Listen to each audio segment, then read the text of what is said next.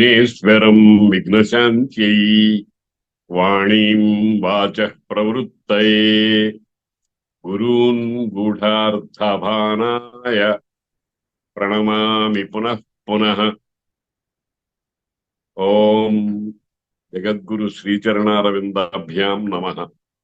ఓం శన్నో మిత్రశ్చం వరుణః శన్నో భవత్వర్యమా శన్న ఇంద్రో బృహస్పతిః శన్నో విష్ణురురుక్రమః.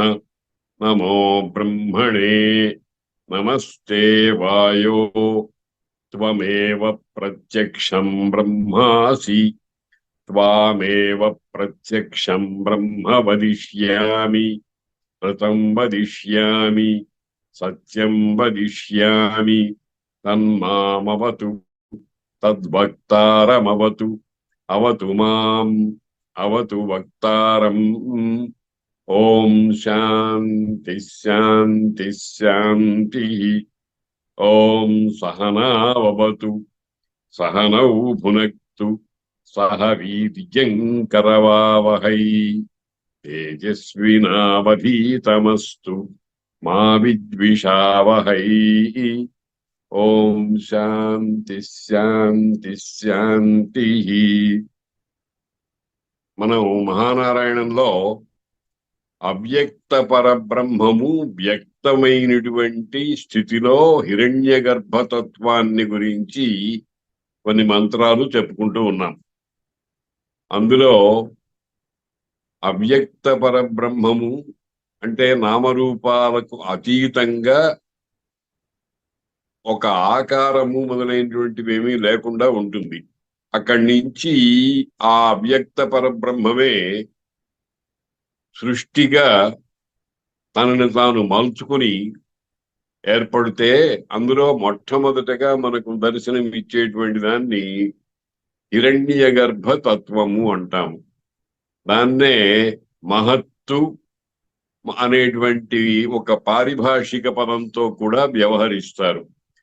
ఆ హిరణ్య గర్భుణ్ణే పురాణ వాంగ్మయంలో బ్రహ్మదేవుడు 4 ముఖాలు కలిగినటువంటి వాడు, భూలోకం దగ్గర నుంచి 7వ లోకమైనటువంటి సత్యలోకమునందు ఉన్నవాడు అని మనకు అర్థం కావటం కోసం ఒక నామరూపాత్మక స్వరూపాన్ని తయారు చేసి చెప్తారు.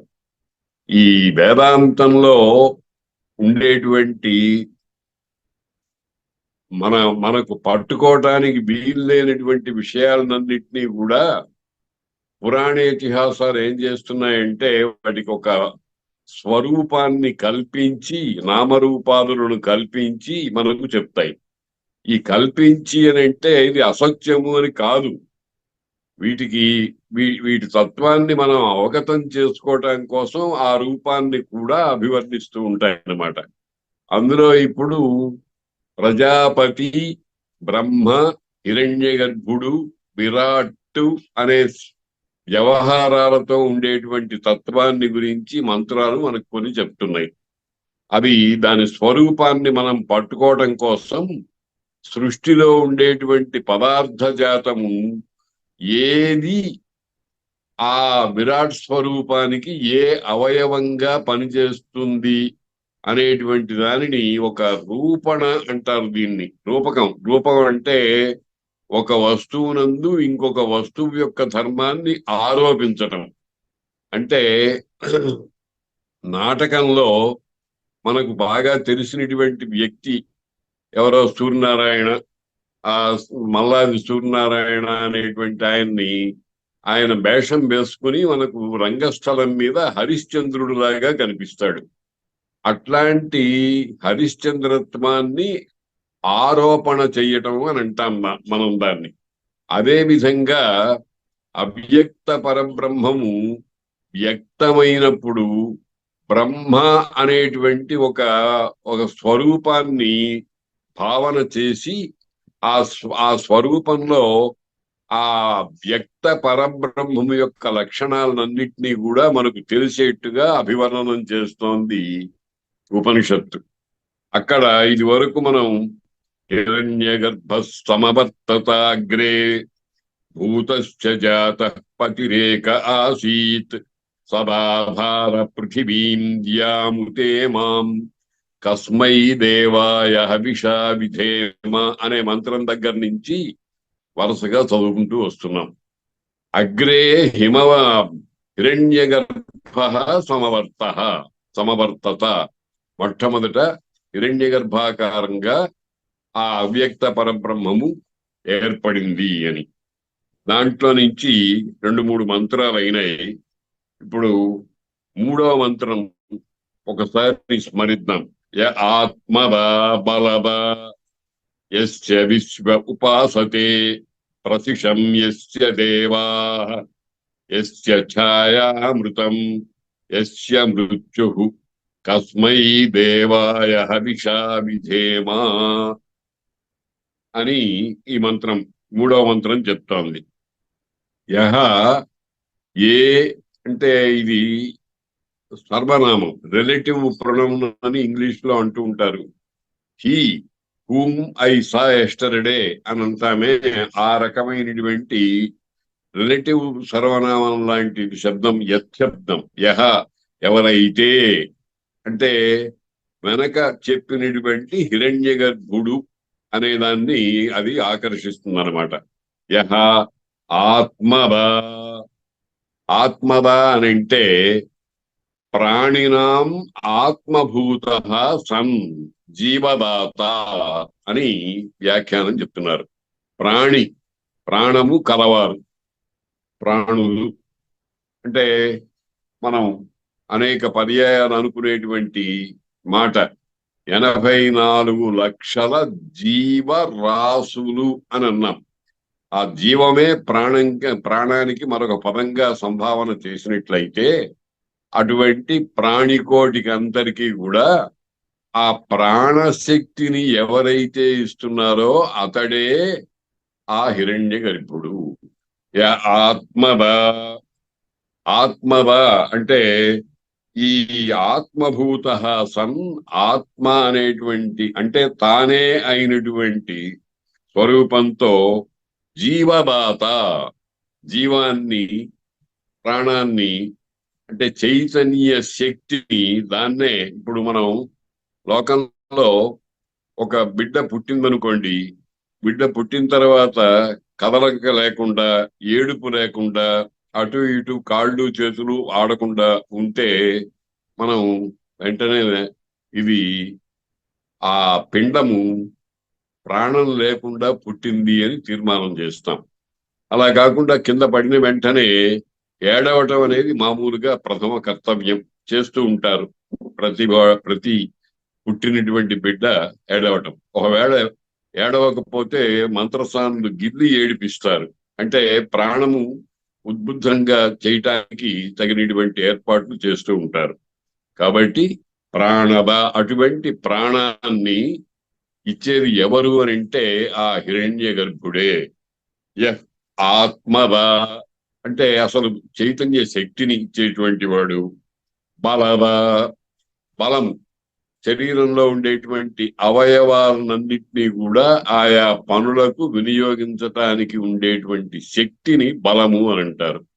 ఈ బలం కూడా సృష్టిలో ఉండేటువంటి ప్రాణిజాతానికి అంతటికీ ఎవరి వల్ల వస్తోంది అంటే, ఇప్పుడు ప్రకృతం మనం ఎవరినైతే సంభావన చేస్తున్నామో ఆ హిరణ్య గర్భుడు బ్రహ్మము, బ్రహ్మ అనేటువంటి పేరు కలిగినటువంటి ఆ తత్వాన్ని, దాన్నే విరాట్ తత్వం అంటాం. బ్రహ్మ బలవ. తర్వాత యస్య విశ్వం ఉపాసతే, యస్య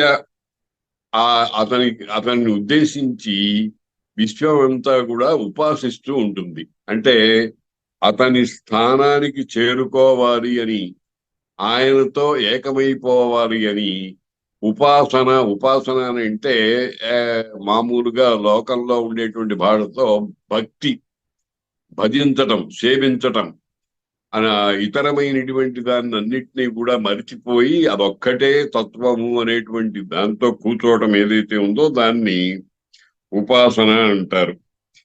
దాన్నే బలదాత ఉపాసతే. ఆ ఆ శాసనాన్ని వాళ్ళందరూ కూడా ప్రార్థయంతే.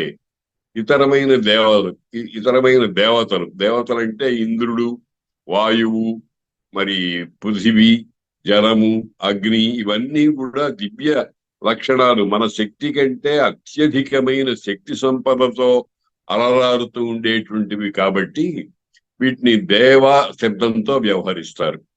దేవుడంటే ఒక పరమాత్మ, భగవంతుడు అనేటువంటిదే కాదు, మన మానవ జాతికి అంటే విశిష్టమైనటువంటి గొప్ప శక్తి సంపన్నత కలిగినటువంటి దాన్ని దేన్నైనా సరే దేవత అని అంటారు.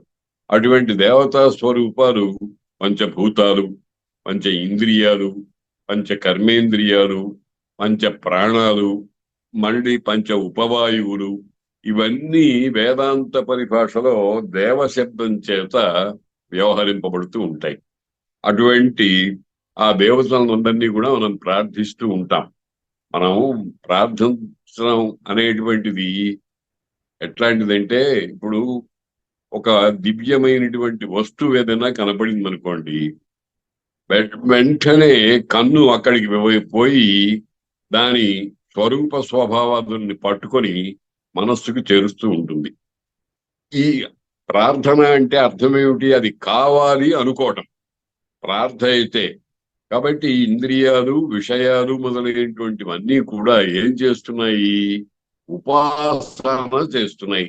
అంటే వాటి దగ్గర కూర్చుని వాటిలో ఉండేటువంటి అంశాన్ని అంతటినీ కూడా గ్రహిస్తూ ఉంటాయి అన్నమాట.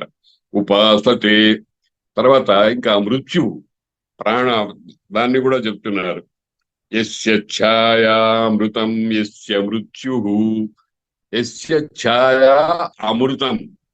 ఈ నీడ లాంటిది, ఆ విరాట్ స్వరూపం యొక్క నీడ లాంటిదే మృత్యువు. నీడ అంటే ఏం చేస్తుంది? స్వరూపాన్ని కప్పిపుచ్చుతుంది. ఒక చెట్టు కింద మనం ఉన్నాం అనుకోండి, సూర్యుడు అనేటువంటి పరమశక్తి కాంతి స్వరూపమైనటువంటి ఒక గోళంకు ఉండేటువంటి లక్షణాన్ని, అంటే వేడిని ప్రసాదించటం, తర్వాత కాంతిని ప్రసరింపజేయటం అనేటువంటి లక్షణాల నుంచి కప్పివేస్తోంది కదా. చెట్టు కింద కూర్చున్నాం అనుకోండి, లేకపోతే ఓ దుప్పటి ముసుగు వేసుకున్నాం అనుకోండి, వేసుకున్నప్పుడు ఈ సూర్యుడు, చంద్రుడు మొదలైనటువంటి వాటి యొక్క లక్షణాలన్నింటినీ కూడా మనం ఆ అడ్డుకుంటున్నాం. ఆ రకంగా అట్లా ఏదైతే అడ్డుకుంటుందో దానిని ఛాయ అంటారు. కాబట్టి అంటే ఆయా మహాభూతముల యొక్క లక్షణాలన్నీ మనకు తెలియకుండా చేసేటువంటి ఒక రకమైనటువంటి మాయా శక్తి, అంటే దాన్ని ఒక అడ్డుగోడ అని అంటాం అన్నమాట. ఆ అడ్డుగోడగా ఉండేటువంటిది కూడా హిరణ్యగర్భ తత్వమే. అలాగే సృష్టిలో ఉండేటువంటి వాళ్ళందరూ కూడా పుడుతున్నారు, చచ్చిపోతున్నారు. జాతస్య ధ్రువో మృత్యు ధ్రువం జన్మ మృతస్య చ అన్నారు. దీనికి అంతటికీ ఈ చంపటం అనేటువంటి పనికి ఒక ప్రత్యేకమైన ఉద్యోగం ఉన్నాడు, అతడు ఈ పని చేస్తున్నాడు అని మనకు పురాణాలు చెప్తున్నాయి. ఆయనే యముడు అంటారు, మృత్యు అంటారు, ఇంకా అనేకమైనటువంటి పేర్లతో చెప్తున్నారు. మృత్యువు అని అంటే అసలు అర్థం ఏమిటి? మృత్యువు అనేటువంటి దాన్ని మన లోకంలో అందరూ కూడా పుడుతున్నారు, చూస్తూనే ఉన్నాం. అహన్యహాని భూతాని గచ్చంతి చ యమాలయం అని భారతంలో యక్ష ప్రశ్నలో అన్నారు. అసలు మృత్యు అంటే ఏమిటి? దాని గురించి ఆలోచిస్తే సనత్సుజాతీయంలో సనత్సుజాత మహర్షి ధృతరాష్ట్రుడికి ఒక మాట చెప్పారు. ప్రమాదం వై మృత్యురహం బ్రవీమి అన్నాడు. ప్రమాదమే మృత్యువు.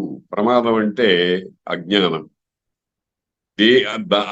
అది ఒక వస్తువును ఆ స్వరూపముతో సమగ్రంగా గ్రహించలేక పొరపాటు పడటము మొదలైనటువంటివి ఏదైతే ఉన్నాయో దాని పేరు ప్రమాదము అంటారు. దాన్నే అజ్ఞానము అని కూడా అంటారు.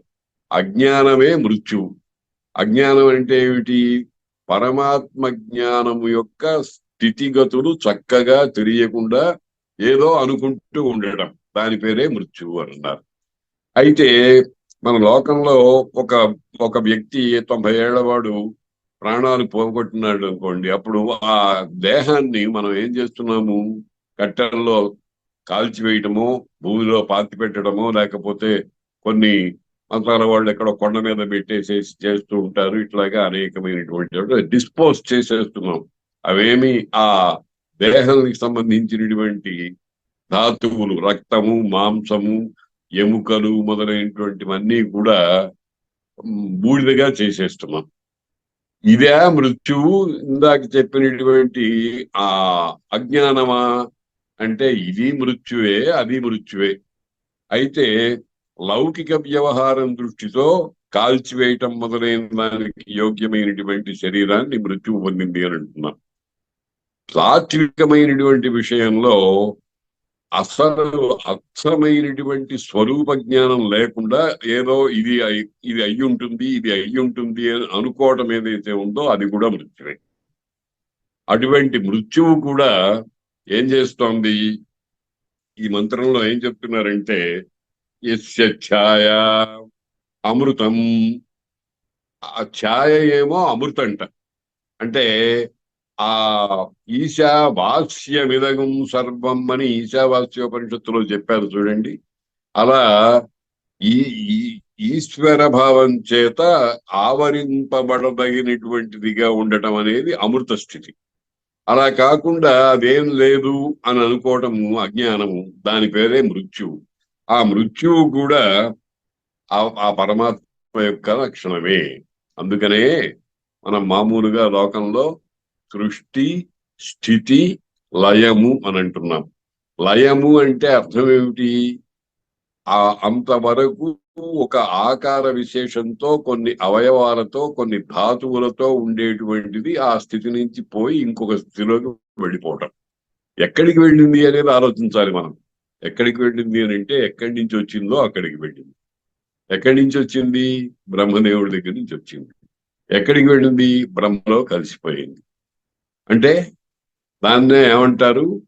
ఆత్యంతిక మరణము అనేటువంటిది లేదు. స్వరూప భేదమే తప్ప, ఒక స్వరూపం ఇంకొక స్వరూపంగా మారటమే తప్ప ఆత్యంతిక మరణం అనేటువంటిది లేదు.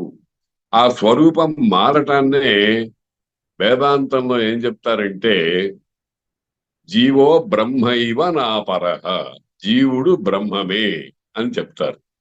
ఈ కనబడేటువంటి నామరూపాత్మకమైన ప్రపంచం అంతట్లో నామాన్ని తుడిచేస్తే, రూపాలను తుడిచేస్తే కనిపించేటువంటి, తెలియవచ్చేటువంటి తత్వం ఏదైతే ఉందో దానినే బ్రహ్మము, ఆత్మ, నిత్యము, సనాతనము అనేటువంటి పేరుతో వ్యవహరిస్తారు.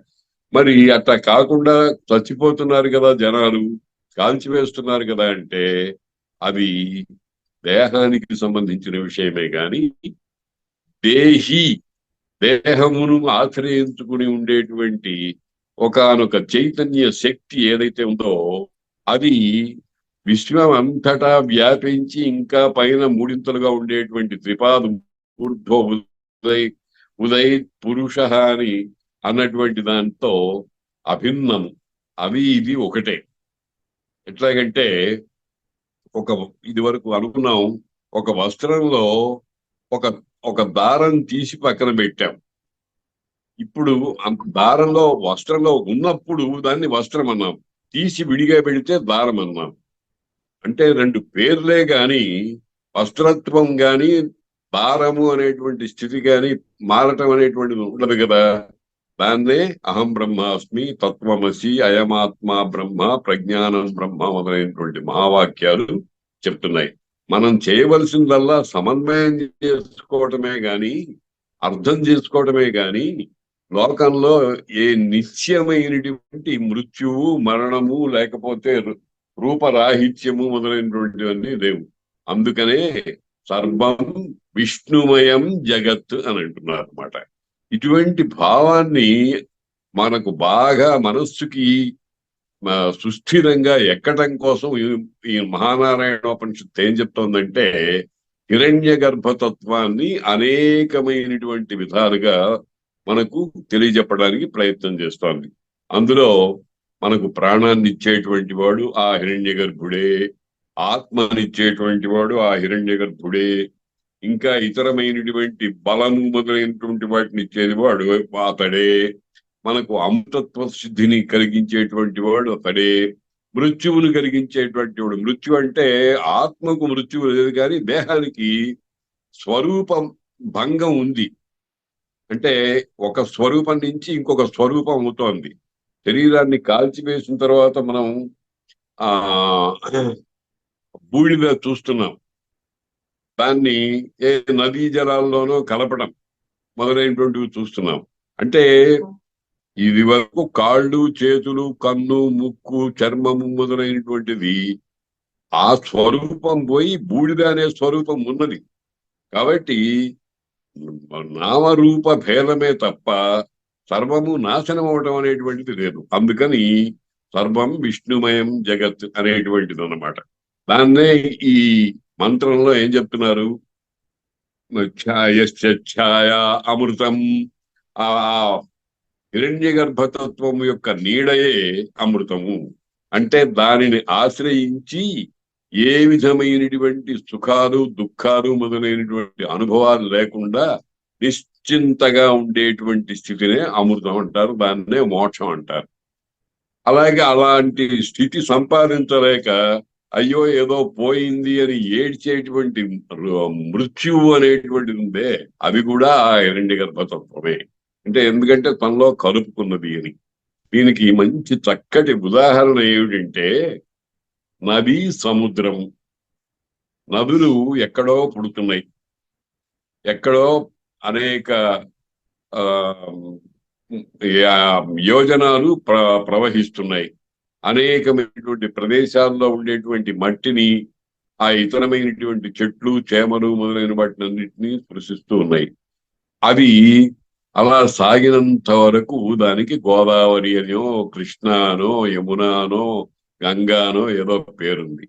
కానీ నదీనాం సాగరో గతి అని మాట ఉంది. మనం అందరం చూస్తున్నదే, వింటున్నదే, అనుభవిస్తున్నటువంటిదే. ఈ నదులన్నిటికీ కూడా గమ్యం ఏమిటి? సముద్రం.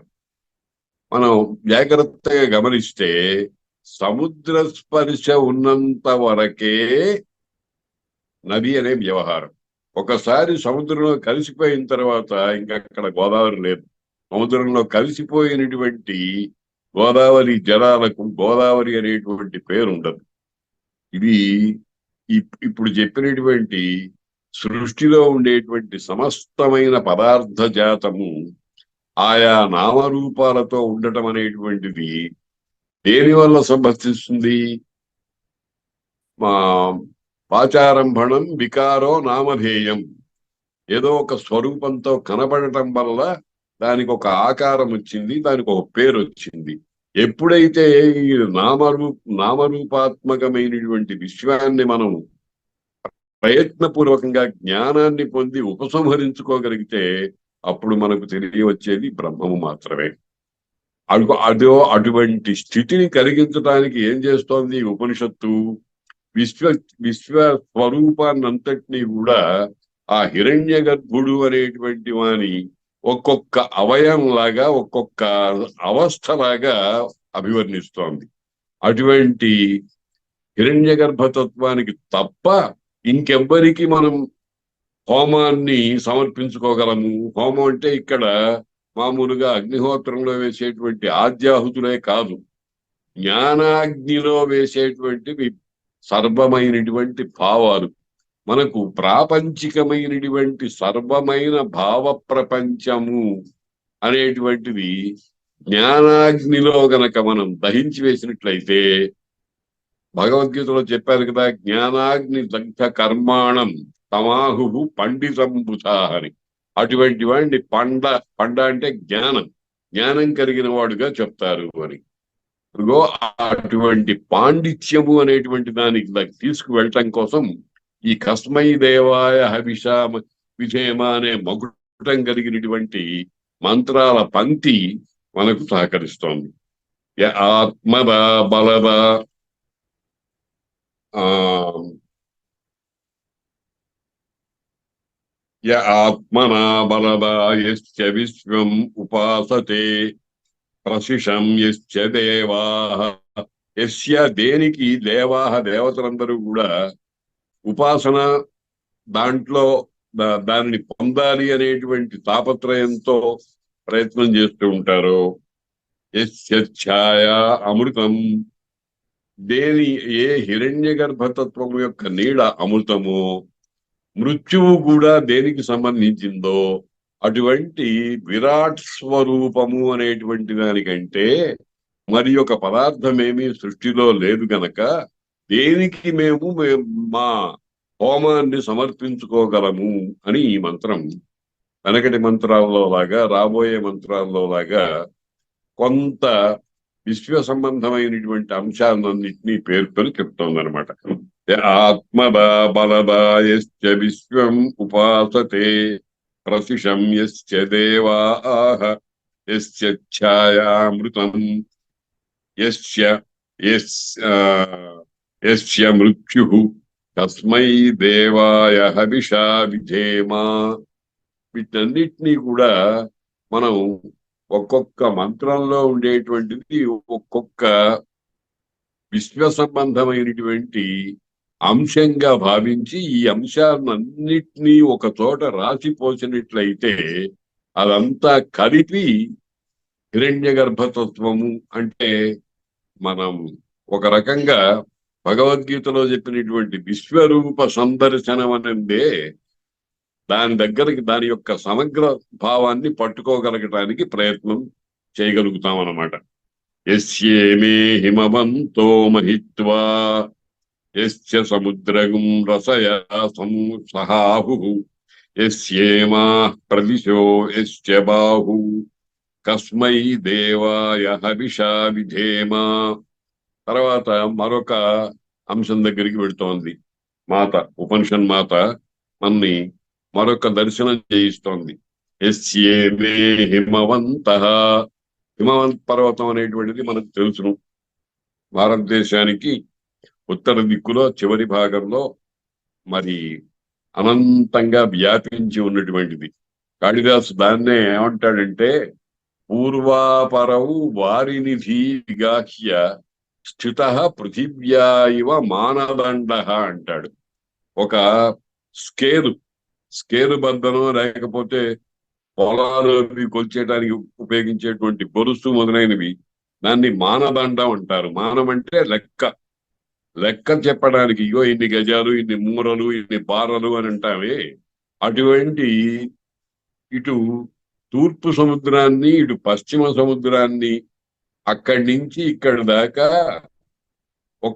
ఎవరో ఒక దైవమైనటువంటి తత్వం కలిగినటువంటి మహాత్ముడు ఒక కొలబద్దలాగా హిమవత్ పర్వతాన్ని పెట్టాడు అని కాళిదాసు చాలా అద్భుతంగా వర్ణించాడు.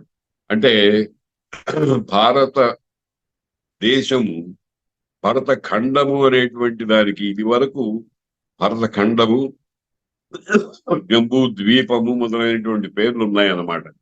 అటువంటి చోట ప్రస్తుతం మనం ఇప్పుడు ఉన్నటువంటి పరిస్థితి ప్రకారంగా పశ్చిమ దిక్కులో ఉండేటువంటి ఒక కొన పశ్చిమ సముద్రాన్ని తాకి, అలాగే తూర్పు సముద్రము, బంగాళాఖాతము, అరేబియా సముద్రము, ఈ రెండింటిని అటువైపు ఒక కొన, ఇటువైపు ఒక కొన పెట్టి భూమిని కొలవటానికి ఉపయోగించేటువంటి కొలబద్దలాగా హిమవత్ పర్వతం ఉంది అని అన్నారు. అంత పెద్దదన్నమాట అది. అటువంటి పూర్వాపరవు వారినిధి విగాహ్య స్థిత పృథివ్యా ఇవ మానదండ అంటాడు కాళిదాసు. ఈ భూమి అంతటికీ కూడా కొలబద్దలాగా ఉండేటువంటి ఆ హిమవత్ పర్వతం, దాన్ని ఇక్కడ ఈ ఉపనిషన్ మాత మనకు దాన్ని ప్రస్తావిస్తోంది. యస్యేమే హిమవంతః, హిమవంతః అంటే హిమవత్ పర్వతము, లు అంటే అర్థం ఏమిటనమాట, సృష్టిలో ఉండేటువంటి పర్వతాలు. వీటినే పురాణాలు ఏం చెప్తున్నాయంటే సప్త కుల పర్వతాలు అంటారు. సప్త కుల పర్వతాలు. మహేంద్రో మలయ సహ్య పారియాత్రశ్చ వింధ్యక అని ఈ 7 కుల పర్వతాలు. కుల పర్వతాలు అంటే ఏమిటి? చాలా పెద్దవి పర్వతాల సముదాయాలకు అన్నిటికీ కూడా ఆ ప్రధానమైనటువంటివి అనే అర్థంలో కుల పర్వతాలు అంటారు. సంఖ్యా విషయంగా పర్వతాలు అంటే 7 అనే దానికి ఒక సంకేతం అన్నమాట. కాబట్టి హిమవంత అనేది ఇక్కడ మహాపర్వతాలు. మేరు సుమేరు హేమాద్రి రత్నసాను చురాలయ అని మేరు పర్వతం అనేది ఒకటి ఉందంటారు. హిమవత్ పర్వతం ఒకటి ఉందంటారు. మలయ పర్వతం ఒకటి ఉంటున్నారు. సహ్యాద్రి అని అంటారు. ఈ శృంగేరి మొదలైనటువంటి ప్రాంతాలు ఉండేటువంటి ఆ పర్వతాన్ని ఆ పశ్చిమ కనుమలు అని మనం ఇప్పుడు నేర్చుకుంటూ ఉంటామే. ఇటువంటివన్నీ కలిపి ఇక్కడ హిమవంత అనేటువంటి బహువచనం చేత వ్యవహరింపబడుతున్నాయి అన్నమాట. అంటే ఈ ప్రపంచంలో విశ్వంలో ఉండేటువంటి పర్వతాలన్నీ కూడా యస్య మహిత్వా, ఆ పర్వతాలు ఆ హిరణ్య గర్భతత్వము యొక్క మహిమలే. అంటే ఏ పర్వతమైనా సరే హిరణ్య గర్భుడు అనేటువంటి దాని వ్యవహారానికి ఏదో ఒక అవయవానికి సంబంధించిందిగా భావించదగింది. మనం శరీరంలో తల, కాళ్ళు, చేతులు, పొట్ట, వేళ్ళు, గోళ్ళు మొదలైన అవయవంగా ఉంటాయి. ఆ రకమైనటువంటి ఒక అంగము వలె ఈ పర్వతాలన్నీ ఆ హిరణ్య గర్భుడు అనేటువంటి బ్రహ్మ అనేటువంటి తత్వానికి సంబంధించినవి అన్నమాట. యస్యేమే హిమవంత మహిత్వా యస్య సముద్రగుం రసయా సహ ఆహు. అలాగే ఈ సముద్రము, సాగరము, ఇవి కూడా సప్త సాగరాలను ఉన్నాయని అంటారు. క్షీర సముద్రము, ఇక్షు సముద్రము, దధి సముద్రము, మృత సముద్రము మొదలైనటువంటివని పేర్లు పెట్టారు. ఇప్పుడు ఆ పేర్లు కాకుండా మనం ఆ పసిఫిక్, ఆ అంటార్కిటిక్ మొదలైనటువంటివేవో అనేకమైనటువంటి ఇప్పుడు ప్రస్తుతం వ్యవహారంలో ఉండేటువంటి సముద్రాలు ఉన్నాయి కదా. మనకు హిందూ మహాసముద్రము, అరేబియా సముద్రము, బంగాళాఖాతము, ఇంకా అనేకమైనటువంటి ఖండాల్లో ఉండే సముద్రాలు ఏవైతే ఉన్నాయో అవన్నీ కూడా ఆ హిరణ్య గర్భుని అనేటువంటి వాని ఆ తత్వానికి సంబంధించినటువంటివి అని అక్కడ ఇంకో మాట కూడా అంటున్నాడు. రసయా సహా. రసం అంటే ఈ రస అనే శబ్దం ఇక్కడ నదులకు సంబంధించినటువంటి ఒక పరిభాష. నదులు మనకి చూడండి, బ్రహ్మపుత్ర, సింధు నది, గంగాదేవి, తర్వాత మహానది, కృష్ణ, గోదావరి, కావేరి, మనకి పుష్కరాలు వస్తూ ఉంటాయి చూడండి. ఒక్కొక్క నదికి ఒక్కొక్క సంవత్సరం పుష్కరాలు వస్తూ ఉంటాయి. అటువంటివి ఇంకా అనేకమైనటువంటి నదులు ఉన్నాయి. అలాగే నభములు అని కూడా ఉన్నాయి. తపతి, నర్మదా అనేటువంటివి. ఇవన్నీ కూడా వీటన్నిటితో కలిపి సముద్రాలు ఏవైతే ఉన్నాయో అవన్నీ కూడా ఆ హిరణ్య గర్భుని యొక్క స్వరూపంలో భాగాలే అన్నాడు. అంటే ఇందాక పర్వతాలు చెప్పాడు, ఇప్పుడు సముద్రాలు, నదులు మొదలైన వాటిని చెప్పారు. అంటే పృథివీ భూతానికి సంబంధించినటువంటి సర్వ విషయాలు పర్వతంలో గతార్థం అవుతాయి. జలభూతానికి సంబంధించిన సర్వ విషయాలు ఈ సముద్రం అనేటువంటి శబ్దంతో గతార్థం అవుతాయి. అంటే సృష్టిలో ఉండేటువంటి పంచభూతాత్మకమైనటువంటి స్థితి వేరు వేరు ఆకారాలతో మనకు ఏ రకంగా కనిపిస్తోందో అదంతా కూడా ఆ బ్రహ్మదేవుడు అనేటువంటి వాని యొక్క ఒక్కొక్క భాగమే. కలుపుకుంటే మొత్తం అన్నిటినీ కలుపుకుంటే ఆయన బ్రహ్మ అవుతాడు. యస్యేమే హిమవంతః మహిత్వా యస్య సముద్రగుం రసయా సహాహు యస్యేమాః ప్రదిశో యస్య బాహు. ఇంకా మూడవది దిక్కులు, విదిక్కులు. మనం తూర్పు, దక్షిణము, పడమర, ఉత్తరము అని 4 దిక్కులుగా భావన చేస్తూ ఉన్నాం. అలాగే ఆగ్నేయము, నైరుతి, వాయవ్యము, ఈశాన్యము అని ఇంకొక 4 దిక్కులు. వాటిని విదిక్కులు అంటారు, మూలలు అంటాం. దిక్కు, మూలలు అని. ఇవి కాక ఊర్ధ్వము, అధస్సు, పై దిక్కు, కింది దిక్కు, మొత్తము 10 దిక్కులు. ఈ 10 దిక్కులు అని మనం దేన్నైతే వ్యవహరిస్తున్నామో, దేనిని గమనిస్తున్నామో, ఇవన్నీ కూడా ఆ హిరణ్య గర్భుడు అనేటువంటి బ్రహ్మగారు అనేటువంటి ఆయనకు సంబంధించినటువంటి బాహువులుట, చేతులు. ఇవన్నీ అంటే మనం మామూలుగా మనకి 2 చేతులు, మానవులకు 2 చేతులు. తక్కినవన్నీ చతుష్పాత్తులు, అంటే 4 కాళ్ళు కలిగినటువంటివి. కోతులు కాళ్ళనే చేతులుగా కూడా వ్యవహరిస్తూ ఉంటాయి. జంతువుల్లో కొన్నిటికి ఆ రకమైంది. తర్వాత పక్షులకు రెక్కలు ఉంటాయి. ఇతరమైనటువంటి సరీసృపాలు మొదలైన వాటికి పొరుసులు మొదలైనవి గమన శక్తికి తోడ్పడుతూ ఉంటాయి.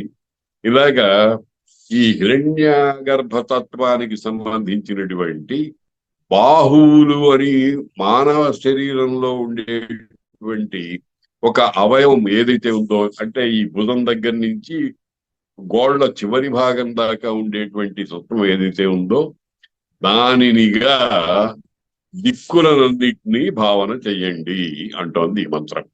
యస్యేమే ప్రవిశ, యస్య బాహు ఇమే ప్రవిశ. ప్రవిశ అంటే పెద్ద దిక్కులు, దిక్. అసలు దిక్ అనేటువంటిది చాలా చిత్రమైన విషయం. దిక్కు ఒకటి, కాలం ఒకటి. దిక్కు అనేదాన్ని మనం భౌగోళికంగా ఇక్కడి నుంచి ఇక్కడ దాకా ఈ దిక్కు అని మనం ఏమైనా ఒక పటం గీసి చెప్పగలమా? దిక్కు అనే దానికి ఎక్కడ ఆది, ఎక్కడ అంతం ఎక్కడ? మనం ఊరికే సూర్యుడు అభిముఖంగా నుంచుని సూర్యుడు ఉదయించేటువంటి ప్రదేశం దిక్కు అని అంటాం, తూర్పు దిక్కు అంటాం. దీన్నే మనకి వ్యవహారంలో ఒక మాట ఉంది, దిక్ప్రదర్శనంగా అని. దిక్ప్రదర్శనం అంటే ఏమిటి? ఆ తూర్పు దిక్కు అనేటువంటిది ఎన్ని వేల చదరపు మైళ్ళు ఉంటుంది. మనకి దానికేమీ కొలత లేదు, కానీ భావనాత్మకంగా చూస్తే కొన్ని వేల చదరపు మైళ్ళుగా దిక్కు ఉంటుంది. కానీ మనం ఏం చేస్తున్నాం, ఇది తూర్పు దిక్కు అని మన వేలు కొన 1/2 సెంటీమీటర్ ఉండేటువంటి దాంతో చూపిస్తున్నాం. దాన్నే దిక్ప్రదర్శనం అంటారు. అంటే అతి విశాలమైనటువంటి కొన్ని వేల చదరపు మైళ్ళు ఉన్నది అనే దాన్ని ఒక అరంగుళ మాత్రం ఉండేటువంటి వేలుతో చూపిస్తున్నాం. అట్టా చూపించడాన్ని దిక్ప్రదర్శనము అని అంటారు. ఊరికే చూపించడం అంతే. అనేటప్పటికీ అవతల వాడికి దానికి సంబంధించినటువంటి జ్ఞానం కొంత కలుగుతోంది అనమాట. కాబట్టి ఈ దిక్కులు అనేటువంటివి, ఇప్పుడు సూర్యుడు ఉదయించేటువంటి ప్రదేశం మనకి తూర్పు దిక్కు. దాని అట్లా నుంచున్నప్పుడు ఎడమ చేతి వైపు ఉత్తర దిక్కు, కుడి చేతి వైపు దక్షిణ దిక్కు, వెనక వైపు పశ్చిమ దిక్కు అని ఇట్లాగా లెక్క వేస్తున్నాం. ఇది మనకు మామూలుగా జరుగుతున్నటువంటి జ్ఞానమే, దిక్ సంబంధమైనటువంటి జ్ఞానం. అయితే ఇప్పుడు తూర్పు గోదావరి జిల్లా అన్నాం. తూర్పు గోదావరి జిల్లా అంటే ఏమిటి?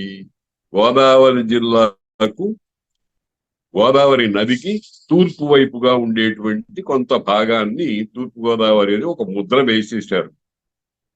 ఇప్పుడు అది కూడా తీశారు అనుకోండి, గోదావరికి పశ్చిమంగా ఉండేటువంటి కొవ్వూరు, నిడదవోలు కూడా తూర్పు గోదావరి జిల్లాలో కలిపారట ఈ మధ్యన.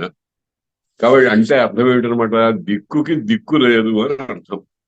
ఈ దిక్కు అనేటువంటి దాన్ని ఖచ్చితంగా ఈ కొలతలో ఇంత ప్రదేశము అని చెప్పడానికి వీల్లేదు. ఊరికే అది భావనాత్మకంగా గుర్తించడానికి వీలైనటువంటిదే. అటువంటి 10 దిక్కులు అంటే తూర్పు, పడమర, ఉత్తరం, దక్షిణం, ఆగ్నేయం, నైరుతి, వాయవ్యం, ఈశాన్యం, ఊర్ధ్వ దిక్కు, అధో దిక్కు అని 10 విభాగాత్మకంగా మనకు అనుభవానికి వచ్చేటువంటిదంతా కూడా ఆ హిరణ్య గర్భుడు అనేటువంటి ఆయనకు సంబంధించినటువంటి బాహువుట. ఎస్యేమే అంటే ఇప్పుడు ఈ మంత్రాలన్నీ ఏం చేస్తున్నాయి కొంచెం మనం జాగ్రత్తగా సమీక్ష చేసి చూస్తే, యుద్ధ రంగంలో అర్జునుడికి జ్ఞానం కలిగించటానికి, ఆత్మతత్వ జ్ఞానం కలిగించటానికి ఏకాదశ అధ్యాయంలో విశ్వరూప సందర్శనం అనేటువంటిది ఒకటి చూపించాడు చూడండి. అది మనం చూడలేం. ఎందుకంటే అది అనంతమైన స్వరూపం గనక. అందుకనే దివ్యం దదామి తే చక్షు అన్నాడు భగవంతుడు. ఇక మామూలు కళ్ళతో అది చూడటం సాధ్యం కదయ్యా, నీకు దివ్యమైన చూపిస్తానన్నా అన్నాడు. అట్లాంటి దివ్యమైన చూపు అర్జునుడికే కాదు, ధృతరాష్ట్రుడికి కూడా ఇచ్చాడు. అసలు కళ్ళు లేని వాడికి మామూలుగా కొన్ని ముక్కలు ముక్కలుగా మాత్రమే చూడగలిగిన కళ్ళున్న అర్జునుడికి ఇచ్చాడు. అసలు కళ్ళు లేనిటువంటి ధృతరాష్ట్రుడికి కూడా దివ్యమైన చక్షు ఇచ్చి ఆ విశ్వరూపాన్నంతా దర్శించారు. ఇగో ఆ విశ్వరూపం అంతానే వేదము భగవద్గీతలో ఏకాదశ అధ్యాయంలో చెప్పినటువంటి విషయానికి మూలభూతమైనటువంటి అన్నమాట ఈ మంత్రాలన్నీ కూడా. వీటిని వల్లనే ఆ విశ్వరూప దర్శనం అనేటువంటిది మనకు కనిపిస్తూ ఉంది. యస్యేమే హిమవంతో మహిత్వా యస్య సముద్రగుం రసాయ సహాహు యస్యేమాహ ప్రదిశః, ఇమాహ ప్రదిశః పెద్ద పెద్ద దిక్కులు, యస్య బాహు అటువంటి ఆ హిరణ్యగర్భ స్వరూపుడి కంటే ఇంకెవరికి మేము మా హోమములు మొదలైనవి సమర్పించుకోగలము. హోమములు అంటే నమస్కారాదులు, జ్ఞానాగ్నికి సంబంధించి భక్తి మొదలైనటువంటివి అవన్నీ కూడా హోమాల కిందనే లెక్కకు వస్తాయన్నమాట. ఇంకా ఏ రకంగా మేము ఆ స్వరూపాన్ని మేము పట్టుకోగలము. ఇది ఎందుకు ఇట్లా అంటున్నారంటే, ఏదైనా ఒక విషయము అటువంటి మరొకటి ఉంటే, అంటే ఇప్పుడు ఉదాహరణకి తిరుమల దేవస్థానం వెంకటేశ్వర స్వామి వారు, మేము వెంకటేశ్వర స్వామి వారిని తప్ప ఇంకెవరిని కొలవగలము అని అన్నాడంటే అర్థం ఏమిటంటే, వెంకటేశ్వర స్వామి వంటి తత్వం మరొకటి ప్రపంచంలో సృష్టిలో ఎక్కడా లేదు అని అర్థం అనమాట. అలాగే ఇక్కడ హిరణ్య గర్భతత్వాన్ని అటువంటి దేవుడికి తప్ప మేము ఎవరిని హోమం చేయగలము, చేసి దాన్ని పట్టుకోవడానికి ప్రయత్నం చేయగలము అని అంటే, విశ్వరూపము విరాట్ స్వరూపము అనేటువంటిది ఒక్కటే ఉంటుంది గాని మరొకటి లేదు. అదే ఏకం తత్ విప్రాహ బహుధా వదంతి. ఒక్కటే ఉన్నది, ఒక్కటే. దాని పేరే అద్వైతము, దాని పేరే బ్రహ్మము, దాని పేరే పరమాత్మ, దాని పేరే హిరణ్యగర్భుడు మొదలైనటువంటివన్నీ అని. ఈ కస్మై ఎవరికి ఇస్తాము అనే ప్రశ్నలో నిగూఢంగా దాగి ఉన్న అర్థం ఏమిటంటే, అది తప్ప మరొకటి లేదు కాబట్టి ఇంకొక దాన్ని ఆశ్రయించేటువంటి ప్రశ్న లేదు అని అర్థం అనమాట. యస్యేమే హిమవంతో మహిత్వా యస్య సముద్రగుం రసయా సహాహు యస్యేమా ప్రదిశో యస్య బాహు కస్మై దేవాయ హవిషా విధేమ యం క్రందసి అవసాతస్తభానే అస్యైక్షేతాం మనసారే జమానే యత్రాధిసూరః పూజితౌ వ్యేతి కస్మై దేవాయ హవిషా విధేమ. ఈ మంత్రం వచ్చే క్లాస్ లో చదువుకుందాం. ఇవాటికి స్వస్తి.